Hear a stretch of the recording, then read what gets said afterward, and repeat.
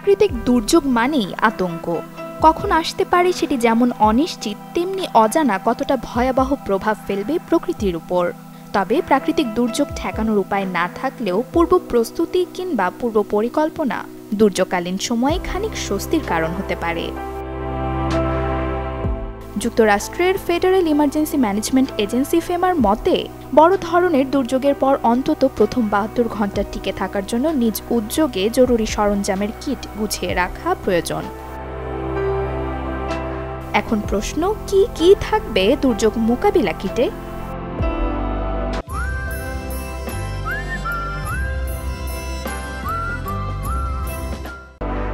খাবার আর পানি ছাড়া জীবন অচল, তাই প্রথমেই গুছিয়ে রাখুন শুকনো খাবার ও পানি। আধা গ্যালন বা প্রায় ২ লিটার পানি মজুদ রাখার পরামর্শ দিয়েছে ফেমা। দুর্যোগকালীন সময়ে বিদ্যুতের যোগাযোগ বন্ধ হয়ে যেতে পারে, তাই এর প্রস্তুতিতে কিটে সংরক্ষণ করুন টর্চ লাইট ও অতিরিক্ত ব্যাটারি। ধ্বংসস্তূপে আটকা পড়লে সংকেত দেওয়ার জন্য হুইসেল বা বাঁশিও কাজে দেবে। এছাড়াও ফার্স্ট এইড কিট রাখা বাধ্যতামূলক।